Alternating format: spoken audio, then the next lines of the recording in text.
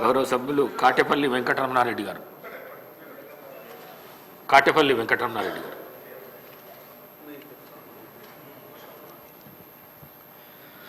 అధ్యక్ష, మీ ద్వారా ఒక చిన్న విషయం సభలో ఉన్న సభ్యులందరికీ తెలియజేయాలనుకుంటున్నాను.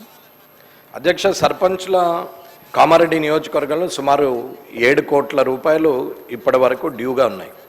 గత 2-3 సంవత్సరాలుగా పాత ప్రభుత్వమా కొత్త ప్రభుత్వమా అనేది కాకుండా సర్పంచులతోని పనులు చేపించి మన ఊరు మనబడి అని చెప్పి, వైకుంఠ ధామం అని చెప్పి, లేకపోతే ట్రాక్టర్ అనుకోండి, ఇంకోటి అనుకోండి, అందరూ చెప్పినట్టు అవన్నీ పనులు ఏదైతే చేపించారో సుమారు సీసీ డ్రైన్స్, సీసీ రోడ్స్ అన్నీ వేయమని చెప్పేసి ప్రొసీడింగ్లు ఇచ్చారు, మాత్రం శాంక్షన్లు ఇచ్చారు. సరే, పల్లెలు శుభ్రంగా ఉన్నాయా, పల్లెలు పవిత్రంగా ఉన్నాయా, లేకపోతే అశుభ్రంగా ఉన్నాయా, ఇప్పుడు అక్కడ రోగాలు వస్తున్నాయా అనేది పక్కన పెడితే పనులు చేసినటువంటి సర్పంచులు మాత్రం చచ్చిపోయే కాలం వచ్చింది. ఆల్రెడీ గత ప్రభుత్వంలో కూడా ఆత్మహత్య చేసుకునే సందర్భంలో చాలాసార్లు గౌరవ మాజీ మంత్రులు అందరూ కూడా చూశారు. ఎవరిని నేను పర్టికులర్గా విమర్శించట్లేదు. కానీ సర్పంచులు ఆడవాళ్ళు కూడా పనిచేసినటువంటి వాళ్ళు ఉన్నారు. వాళ్ళందరూ కూడా అందరూ చెప్పినట్టు అన్ని కుదబెట్టుకొని చేశారు. మిత్తికి కూడా సరిపోని పరిస్థితికి వచ్చింది. గత 3 సంవత్సరాలుగా స్కూళ్ళలో మన ఊరు మనబడి అని చెప్పి ఒక ప్రోగ్రాం పెట్టేసి అక్కడ బిల్డింగులు కట్టించేసి, వైకుంఠధామం అని చెప్పి అక్కడ పెట్టించేసి శాంక్షన్లు ఇచ్చిండ్రు తప్ప ఫైనాన్షియల్ అప్రూవల్స్ తీసుకొని ఇప్పటి వరకు కూడా వాళ్ళకు బిల్లు పేమెంట్లు రాలేవు. గత ప్రభుత్వము చేయించినటువంటి పనులు ఎన్ఆర్ఈజీఎస్ ద్వారా కావచ్చు, లేకపోతే ఇంకొక ఫండ్స్ ఏదైనా కావచ్చు, కేంద్ర ప్రభుత్వమే రాష్ట్ర ప్రభుత్వమే అని చెప్పి రాజకీయం చేయట్లేదు. అది ఏ ప్రభుత్వమే అనేది ఇక్కడ ఉన్న సభ్యులందరికీ తెలుసు. కానీ సర్పంచులకు డబ్బులు రావాలనేది ముఖ్యమైన సందర్భం. ఇక్కడ ఉన్నటువంటి పంచాయతీరాజ్ మినిస్టర్ కానీ, లేకపోతే ఫైనాన్స్ మినిస్టర్ కానీ, లేకపోతే ఫైనాన్స్ సెక్రటరీ అయినటువంటి రామకృష్ణారావు గారు కానీ, ఇక్కడ ఉన్న ముఖ్యమంత్రి గారు కానీ, శాసనసభ్యులు కానీ, ఇది ఒక్కరి సమస్య కాదు. పల్లారాజేశ్వర రెడ్డి గారు చెప్పినట్టు, హరీష్ రావు గారు చెప్పినట్టు, ఇప్పుడున్న వంశీ గారు చెప్పినట్టు, ఆఖరికి సీతక్క గారి కాన్స్టిట్యున్సీలో కూడా ఉద్దరులు అలాగే ఉండిపోయినాయి. వాళ్ళ బతుకులు బండలైపోతున్నాయి. వాళ్ళు చచ్చిపోయే కాలం వచ్చింది. అది ఏ సర్పంచులు ఏ పార్టీకి సంబంధించిన వాళ్ళు అనేది పక్కన పెడదాం. కానీ గత ప్రభుత్వంలో ఏ ప్రభుత్వం ఉంటే ఆ లోకల్ బాడీలో ఆ ప్రభుత్వం సర్పంచులే ఉంటారు, ఎంపీటీసీలు ఉంటారు, జడ్పీటీసీలు ఉంటారు. ఒకవేళ అటు ఇటు మారితే మారుతారు. కానీ పని చేసింది మాత్రము ప్రోత్సహించినటువంటి అప్పటి మంత్రుల, అప్పటి శాసనసభ్యుల, లేకపోతే బాధ్యతగా అదే చైర్ కంటిన్యూ చేస్తున్న ఇప్పటి కొత్త శాసనసభ్యుల, కొత్త మంత్రుల, కొత్త ప్రభుత్వం అనేది పక్కన పెడితే వారికి డబ్బులు ఇవ్వాల్సిన అవసరం ఉన్నది. వాళ్ళకి ఇవ్వనే ఇస్తలేరు. ఇవ్వాలంటి వరకు కూడా ఏ గ్రామంకి వెళ్ళినా వాళ్ళు చూస్తే కాళ్ళకు మట్టెలుండవు, మెడల కనీసం పుస్తల తాడు కూడా ఉండదు. వాళ్ళు కూడా పనులు చేశారు అధ్యక్ష. కాబట్టి నేనా మీరా అనేది కాకుండా తొందరగా డబ్బు రిలీజ్ చేయాలని అడుగుతున్నాం. అలాగే నేను ఏదైతే ప్రశ్న మీకు ఇప్పుడు టీజీఐ అన్న మీరు ప్రశ్న అది మొదలుపెట్టారా స్పీకర్ గారు? ఇప్పుడు ఇదైతే మీరు ఖచ్చితంగా డబ్బులు రిలీజ్ చేయాల్సిన పరిస్థితి ఉన్నది అన్న. ఒకరి మీద ఒకరు దూషణలు చేసే కన్నా సమస్య పరిష్కారం దిశగా ప్రభుత్వం ప్రయత్నిస్తుందని అనుకుంటున్నాం. కాబట్టి రానున్న 1 నెల లోపల వారందరి బిల్లులు రిలీజ్ చేయాలని చెప్పి వారి సర్పంచుల తరపున, ఎంపీటీసీల తరపున, జడ్పీటీసీల తరపున, అందరి తరపున అందరి సమస్యలు ఉన్నాయి. కాబట్టి అందరూ శాసనసభ్యులు కూడా ఏకగ్రీవంగా 119 మంది వారికి డబ్బులు రిలీజ్ చేయాలని చెప్పి మీరు కోరాలని కోరుతున్నాను. గౌరవ సభ్యులు శ్రీమతి కోవలక్ష్మి గారు. నమస్కారం అధ్యక్ష.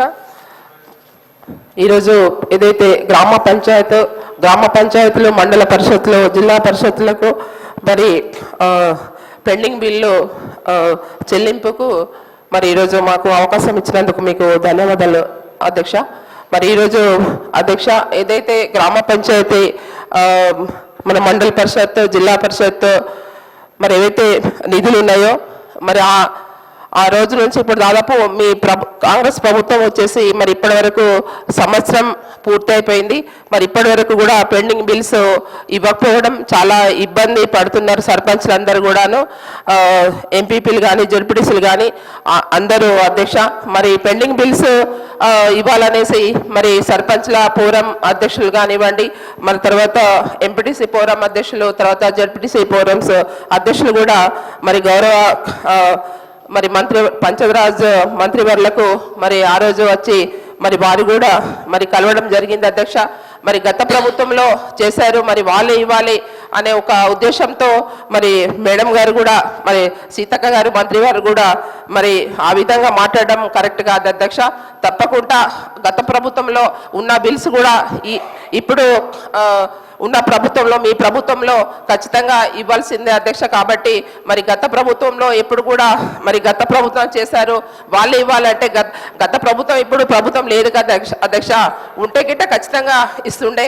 కాబట్టి ఈరోజు మీరు ఈ బిల్స్ అనేది ఇంకా మన ఊరు మనబడి బిల్స్ కూడా అట్లనే పెండింగ్లో ఉన్నాయి అధ్యక్ష.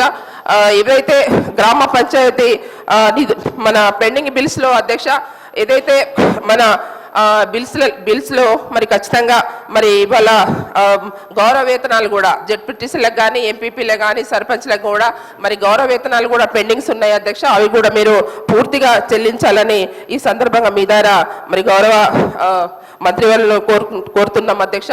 మరి తొందరలోనే ఈ బిల్స్ అన్ని కూడా పూర్తిగా ఇవ్వాలని కోరుతూ, ఇంకోటి అధ్యక్ష, ఏదైతే మరి ఇప్పుడు పంచాయతీరాజ్ ఎలక్షన్ ఇంకా కూడా మీరు ఎలక్షన్ పెట్టలేక పెండింగ్ ఉంది అధ్యక్ష. మరి ఏవైతే మన సర్పంచ్లు వాళ్ళ పదవి కాలం పూర్తి అయిన తర్వాత మరి ఇప్పటి వరకు వాళ్ళకి గ్రామాలలో పంచాయత్ సెక్రటరీలు మరి మొన్న నియమించారు. మళ్ళీ తర్వాత వాళ్ళు వచ్చేసి వాళ్ళు బిల్స్ పెట్టారు. మళ్ళీ ఆ పంచాయత్ సెక్రటరీ మళ్ళీ ట్రాన్స్ఫర్ అయిపోయారు. మళ్ళీ ఇంకో పంచాయత్ సెక్రటరీ వచ్చారు. మరి ఏ విధంగా ఎట్లా బిల్స్ ఇస్తారు అధ్యక్ష?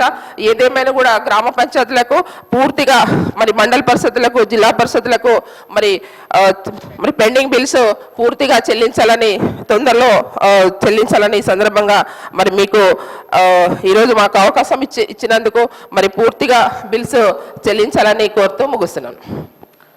గౌరవ సభ్యులు రాజేందర్ రెడ్డి గారు. అధ్యక్ష నమస్కారం అధ్యక్ష. ఇక్కడ ఇప్పటివరకు చూస్తుంటే చేసిన పాపాలు వీటన్నిటిని మర్చిపోయి మళ్ళా మేము అరే ఆగండి ఎందుకు ఏం చెప్తారా, చూస్తుంటే మొగని కొట్టి మొరమొర అన్నట్టున్నది. చేసిన పాపాలన్నీ బిల్లులు కుప్ప తయారు చేసింది వాళ్ళ అధ్యక్ష. మళ్ళీ ఇప్పుడు మీరు ఇయ్యలేదు అని మాట్లాడటం, ఏది కూడా వాళ్ళకి ఇనే ఓపికే లేదు. నోరు తెరిస్తే అబద్ధాలతోటి బతకడం అలవాటు పడిపోయిండ్రు. ఇన్నారు అధ్యక్ష, వీళ్ళు పొద్దుగా లేస్తే నిజాలు చెప్పడం బంద్ చేసిండ్రు, సలహాలు సూచనలు మర్చిపోయింది. అసలుకే సంవత్సర కాలం కాలేదు, బట్టలు చింపుకుంటారు అధ్యక్ష. దేనికో అర్థం కావట్లే. 10 ఏళ్ళ వాటికి జవాబు లేదు, సంవత్సర కాలం వాటికి మాత్రం ఇంత లొల్లి చేస్తాను అధ్యక్ష. నేను పోయినసారి కూడా మాట్లాడిన అధ్యక్ష, వీళ్ళు ఎంతసేపు ప్రజలను తప్పులో పట్టియడం లేకపోతే ఇంకే